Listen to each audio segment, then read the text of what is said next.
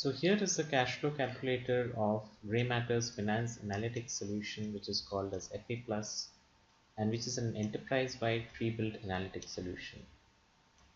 We are looking at the numbers of a company called XYZ Limited, and we are trying to forecast or estimate how the cash flows and the financials of the company would look like by the end of its financial year, which is June. XYZ Limited being following a financial year from July to June. Now, as we see, the achievements have so far fallen short of plan in terms of the sales. Hence, with all these 58, 78%, you would see that the achievement is significantly short of the plan. Now, probably with this kind of a scenario, it is time to analyze whether and estimate where XYZ Limited is headed in terms of its cash flows by the end of the year. Currently, we see that with the current kind of 100% achievement of plan for the next 3 months, the company will end with a net positive cash flow of 619 million.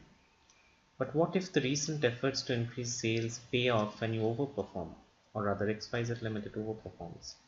By what percentage would they have to overshoot their sales plan in the coming months to end with a net positive cash flow of, let's say, 625 million? Well, one click on the revenue slider and a little bit of sliding would tell us that around 115% the cash flow of 625 million by end of the financial year. Now this is assuming all other factors remain constant and we are tweaking the revenues. Now let us look at the other side of the coin. How about looking at the controllable costs? So you have been or XYZ Limited has been cutting their costs recently. By what percentage should they curb their controllable costs just in case the revenues don't overshoot the plan significantly, right? So let's have a look at that and let's try to tweak the controllable cost. So if we look at the controllable cost, find that a 28% reduction in cost would yield a net positive cash flow of 625 million, assuming all other factors are as per plan. So this again shows that or gives you the extent of cost reduction which will give you the desired net cash flow, right, or net positive cash flow.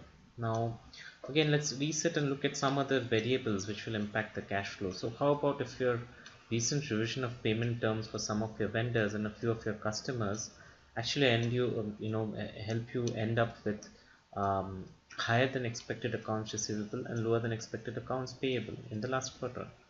So let's have a look at that. So let's try and tweak the accounts receivable, and you see at a 14% expectation over than or rather if accounts receivable exceeds expectation by 14%, the cash flow would be at 625 million. Again, if you try to do a similar exercise for accounts payable, then you will find that a 28% deferral of the accounts payables would actually help in achieving the net positive cash flows of 625 million.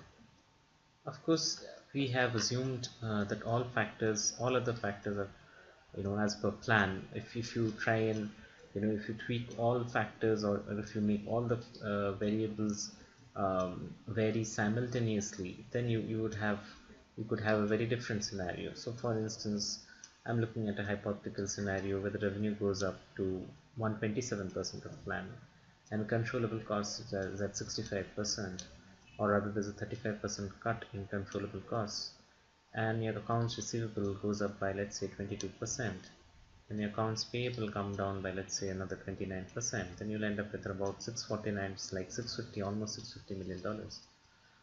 So here you go. It's all up to you to plug, play, and see how your cash flow projections look like in the months and years to come. Thank you.